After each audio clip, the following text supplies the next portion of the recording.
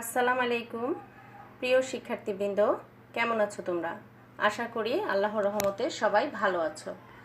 আজ আমি তোমাদের 2022 সালের এসএসসি পরীক্ষার্থীদের পঞ্চম সপ্তাহের অ্যাসাইনমেন্ট নিয়ে আলোচনা করব।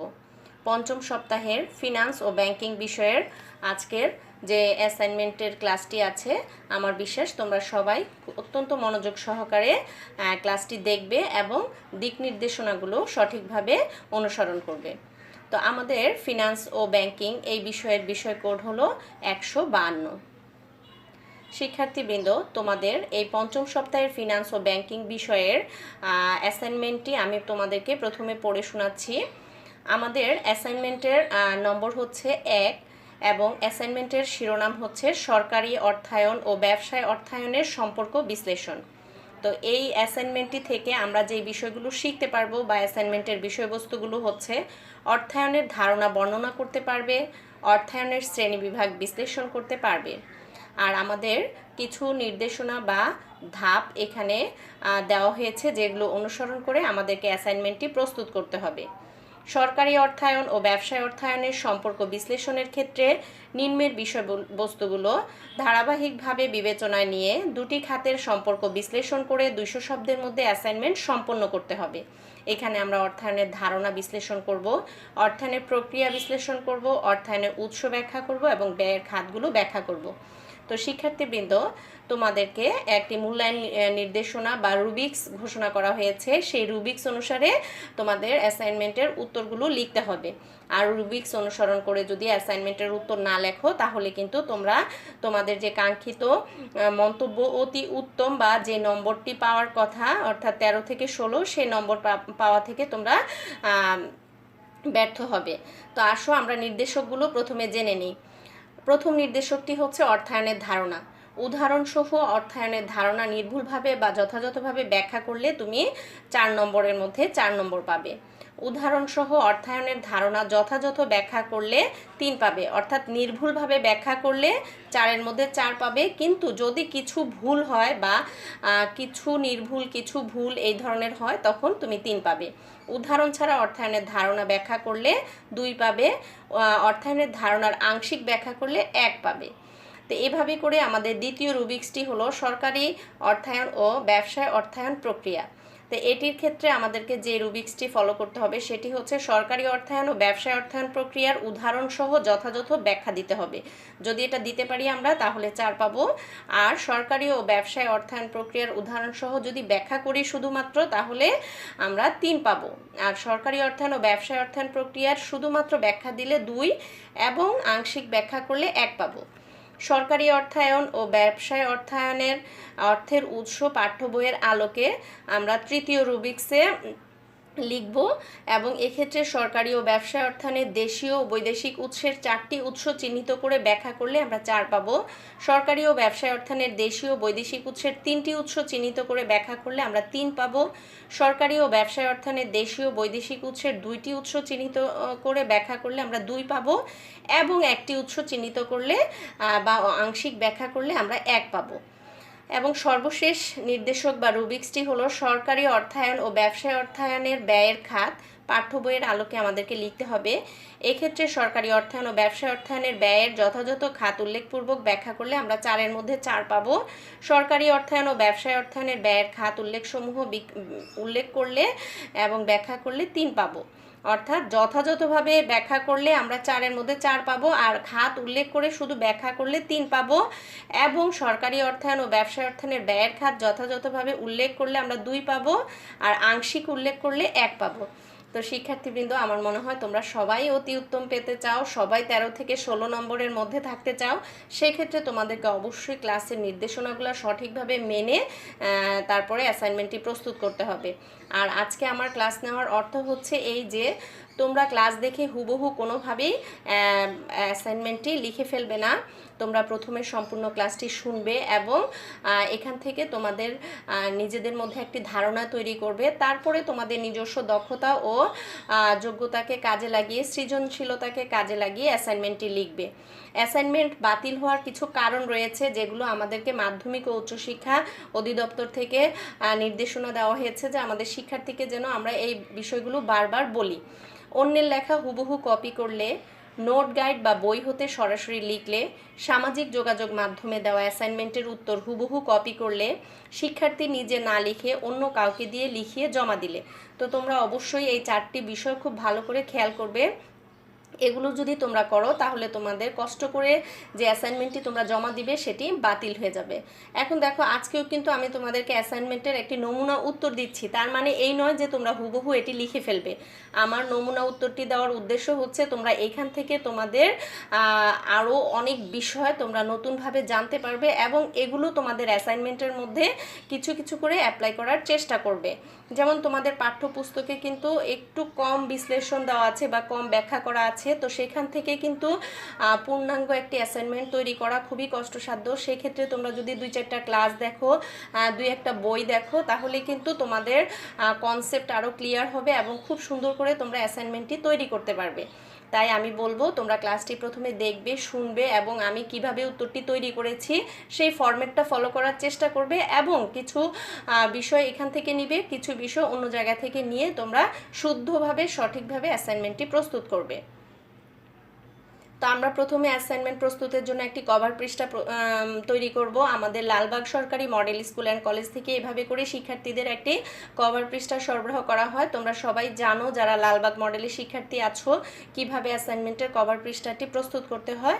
এখানে তোমরা শিক্ষক শিক্ষিকার নাম হিসেবে তোমাদের বিষয়ভিত্তিক শিক্ষিকার নাম দিয়ে দিবে এবং তোমরা প্রশ্নর জায়গায় আসলে মূলত অ্যাসাইনমেন্টের শিরোনামটি লিখে ফেলবে এবং অ্যাসাইনমেন্টের নম্বরটি লিখবে।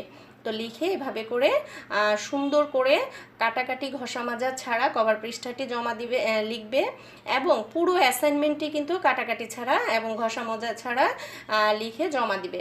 তো তোমরা অ্যাসাইনমেন্টের কভার পৃষ্ঠার পরে একটা পরিচিতির পৃষ্ঠা তৈরি করবে, যেখানে তোমার নিজের নাম, শ্রেণী, রোল, শাখা, মোবাইল নম্বর, বিষয়ের নাম এবং জমাদানের তারিখ উল্লেখ করবে। যদিও কভার পৃষ্ঠায় লিখেছো তারপরেও কিন্তু একটি পরিচিতির পৃষ্ঠা তোমরা তৈরি করবে। এরপরে তোমরা তৈরি করবে সূচিপত্র।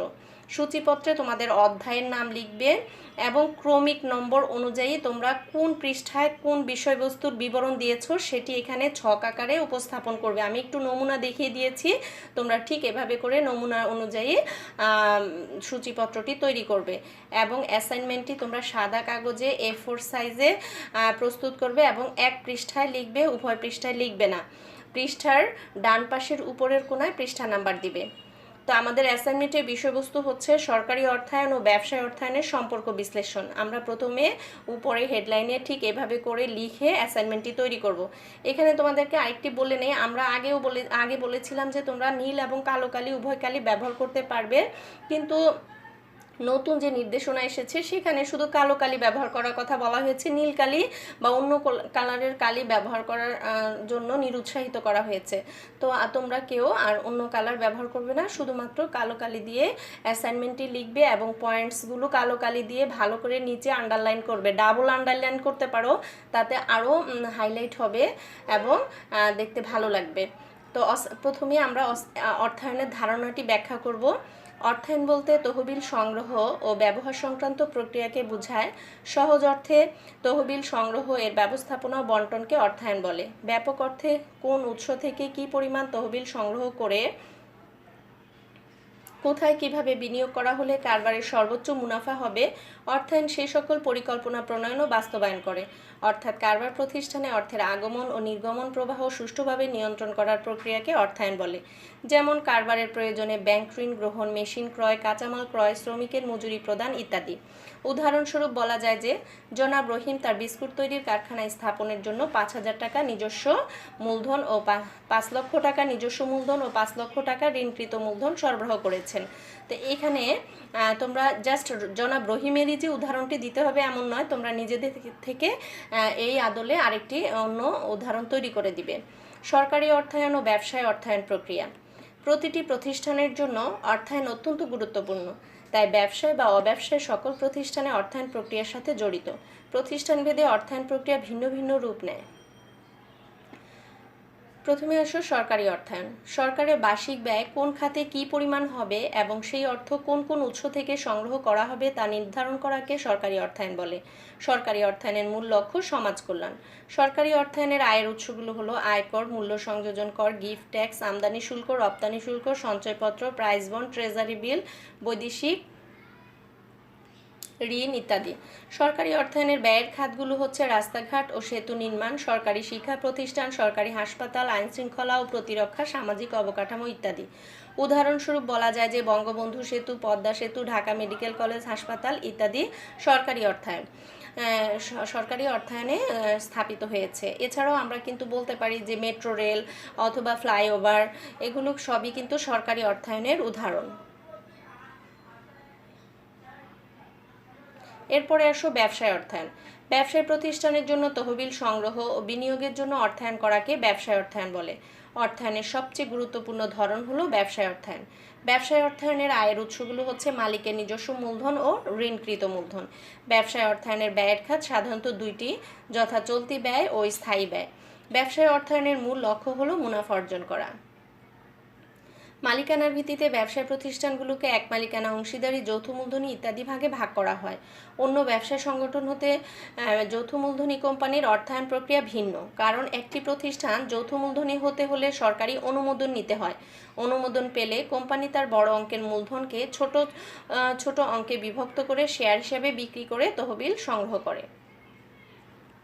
উদাহরণস্বরূপ বলা যায় যে যদি কোনো কোম্পানির শেয়ার মূলধন 20 কোটি টাকা হয়, তাহলে প্রতিটি 1000 টাকা করে 2 লক্ষ শেয়ারে বিভক্ত করে জনগণের কাছে বিক্রি করা হয়। সরকারি অর্থায়ন ও ব্যবসায় অর্থায়নের অর্থের উৎস। তহবিল সংগ্রহ করার জন্য অর্থায়নের বিভিন্ন উৎসসমূহ বিবেচনা করা হয়। সরকারি অর্থায়নের উৎসসমূহ। সরকারকে দেশের সার্বিক উন্নয়নের জন্য বিভিন্ন খাতে অর্থ ব্যয় করতে হয়। এই ব্যয় নির্বাহের জন্য সরকারকে বিভিন্ন উৎস থেকে অর্থায়ন করতে হয়। সরকারি অর্থায়নের উৎসগুলো হচ্ছে আয়কর, মূল্য সংযোজন কর, গিফট ট্যাক্স, আমদানি শুল্ক, রপ্তানি শুল্ক, সঞ্চয়পত্র, প্রাইজ বন্ড, ট্রেজারি বিল, বৈদেশিক ঋণ যেমন এডিবি, আইডিবি, বিশ্ব ব্যাংক ইত্যাদি থেকে ঋণ। এবার আসো ব্যবসায় অর্থায়নের উৎসসমূহ। যে কোনো ব্যবসায় শুরু করা ও দৈনন্দিন কার্যাবলী পরিচালনা করার জন্য অর্থায়ন আবশ্যক। ব্যবসায়ের গঠন, প্রকৃতি ও উদ্দেশ্যের ভিন্নতার কারণে নানা রকম উৎস হতে ব্যবসায় অর্থায়ন করে থাকে। ব্যবসায় অর্থায়নের উৎসগুলো হচ্ছে অভ্যন্তরীণ উৎস, বহিস্থ উৎস। তা আমাদের যেহেতু মূল্যায়ন রুবিক্সে সরকারি এবং ব্যবসায় অর্থায়নে দেশীয় বৈদেশিক ও 4টি উৎসের বর্ণনা করতে বলা হয়েছে, সেক্ষেত্রে আমরা নিম্নে সরকারি ও ব্যবসায় অর্থায়নে দেশীয় ও বৈদেশিক 4টি উৎসের বর্ণনা করব। তো তোমরা আমি যেগুলোর বর্ণনা দিয়েছি চাইলে এগুলো দিতে পারো, কিংবা নিজে থেকে অন্য যে কোনো 4টি উৎসের বর্ণনা বা ব্যাখ্যা তোমরা দিতে পারো। তো 1 নম্বর হচ্ছে এডিবি বা এশিয়ান ডেভেলপমেন্ট ব্যাংক। এশিয়া মহাদেশের দেশগুলোর অর্থনৈতিক উন্নয়ন সাধনের লক্ষ্যে এশীয় উন্নয়ন ব্যাংক বা এডিবি প্রতিষ্ঠিত হয়। অনেক সময় দেখা যায় যে বড় বড় প্রকল্প বাস্তবায়নে সরকারের প্রচুর অর্থের প্রয়োজন হয়। তখন সরকার বিভিন্ন উৎস থেকে বৈদেশিক ঋণ গ্রহণ করে। যেমন আর্থিক সংকটে বাংলাদেশ সরকার এশীয় উন্নয়ন ব্যাংক বা এডিবি থেকে ঋণ গ্রহণ করতে পারে। এরপরে আছে অবন্টিত মুনাফা ও সঞ্চিত তহবিল। যৌথ মূলধনী কোম্পানির মুনাফার যে অংশ শেয়ার হোল্ডারদের মধ্যে বন্টন না করে ব্যবসায় রেখে দেওয়া হয় তাকে অবন্টিত মুনাফা বলে। ভবিষ্যতে ব্যবসায় সম্প্রসারণের জন্য অবন্টিত মুনাফা একটি তহবিলে আলাদা করে রাখলে তাকে সঞ্চিত তহবিল বলে। প্রত্যেকটি প্রতিষ্ঠানে এই ধরনের অবন্টিত মুনাফা ও সঞ্চিত তহবিল থাকে। তারপরে আছে লভ্যাংশ সমতাকরণ তহবিল। যৌথ মূলধনী কোম্পানির শেয়ার হোল্ডারগণ নিয়মিত লভ্যাংশ পেয়ে থাকে। কোম্পানির সুনাম অক্ষুণ্ণ রাখার জন্য কোনো বছর কম মুনাফা অর্জিত হলে যে বছর বেশি মুনাফা অর্জিত হয়েছে সেখান থেকে কিছু মুনাফা সরিয়ে রেখে একটি তহবিল গঠন করা হয় যাতে শেয়ার হোল্ডারদের লভ্যাংশ প্রদান সম্ভব হয়, তাকে লভ্যাংশ সমতাকরণ তহবিল বলে। এরপরে আমরা সর্বশেষ যেটি দিব সেটি হচ্ছে ব্যাংক ঋণ। ব্যবসায় প্রতিষ্ঠানের দীর্ঘমেয়াদী সম্পদ ক্রয় ও স্থায়ী খরচ নির্বাহের জন্য জামানতের বিপরীতে ঋণ নিয়ে থাকে। এক্ষেত্রে বিভিন্ন বাণিজ্যিক ব্যাংক বা আর্থিক প্রতিষ্ঠান এ ধরনের ঋণ সরবরাহ করে থাকে। তো শিক্ষার্থীবৃন্দ, আমি আগেও বলছি আবারও বলছি, তোমরা যে এই 4টিরই ব্যাখ্যা দিতে হবে এমন কোনো কথা নেই। তোমরা ঠিক এই আদলে অন্য যে কোনো 4টি অর্থায়নের উৎসের ব্যাখ্যা দিবে। সরকারি অর্থায়ন ও ব্যবসায় অর্থায়নের ব্যয়ের খাত। সরকারি অর্থায়ন ও ব্যবসায় অর্থায়ন উভয় ধরনের অর্থায়নে সংগৃহীত তহবিল বিনিয়োগ বা ব্যয়ের বহুবিধ খাত রয়েছে। তো এগুলো যেহেতু আমাদের পাঠ্য বইয়ের আদলে লিখতে বলা হয়েছে, আমাদের পাঠ্য বইতে যেগুলো আছে আমরা সেগুলোই এখানে তুলে দিতে পারবো, কোনো সমস্যা নেই। সরকারি অর্থায়নের ব্যয়ের খাতসমূহ। সরকারি অর্থায়নের ব্যয়ের খাতগুলো হচ্ছে রাস্তাঘাট ও সেতু নির্মাণ, সরকারি শিক্ষা প্রতিষ্ঠান, সরকারি হাসপাতাল, আইন শৃঙ্খলা ও প্রতিরক্ষা, সামাজিক অবকাঠামো ইত্যাদি। আর ব্যবসায় অর্থায়নের ব্যয়ের খাতগুলো হচ্ছে, ব্যবসায় অর্থায়নের ব্যয়ের খাত সাধারণত দুইটি, যথা চলতি ব্যয় ও স্থায়ী ব্যয়। চলতি ব্যয়টা কি দেখো, একটি ব্যবসা প্রতিষ্ঠানের দৈনন্দিন কার্যাবলী পরিচালনার জন্য যে খরচ করা হয় তাকে চলতি ব্যয় বলে, যেমন কাঁচামাল ক্রয়, শ্রমিকের মজুরি ইত্যাদি। এগুলো দেওয়ার জন্য আমাদের যে ব্যয় লাগে ব্যবসায় সেটি হচ্ছে চলতি ব্যয়। এছাড়াও আমাদের চলতি ব্যয়ের মধ্যে আছে বিভিন্ন ধরনের সেবার বিল প্রদান করা, যেমন পানির বিল, বিদ্যুৎ বিল, তারপরে গ্যাসের বিল ইত্যাদি দেওয়াও কিন্তু আমাদের চলতি খরচের অন্তর্ভুক্ত। এরপরে আছে স্থায়ী ব্যয়। একটি ব্যবসায়ী প্রতিষ্ঠানে স্থায়ী সম্পদ ক্রয় ও দীর্ঘমেয়াদী পরিচালনার জন্য যে খরচ করা হয় তাকে স্থায়ী ব্যয় বলে। এটা চলতি না হয়ে স্থায়ী ব্যয় হবে, স্থায়ী ব্যয় বলে, যেমন যন্ত্রপাতি ক্রয়, দালান কোঠা নির্মাণ ইত্যাদি।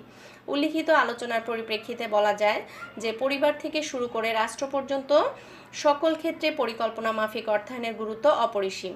ব্যবসায় প্রতিষ্ঠান যেহেতু রাষ্ট্রের অভ্যন্তরীণ সংগঠন, তাই সরকারি অর্থায়ন ও ব্যবসায় অর্থায়নের মধ্যে সম্পর্ক রয়েছে। তো এইভাবে করে আমরা আমাদের অ্যাসাইনমেন্টটি শেষ করে সমাপ্ত লিখে আমাদের শেষ করব অ্যাসাইনমেন্টটি। তোমাদের সাথে আমার আগামী ক্লাসে আবার দেখা হবে। আশা করি সেই পর্যন্ত তোমরা সবাই ভালো থাকবে, সুস্থ থাকবে। আল্লাহ হাফেজ।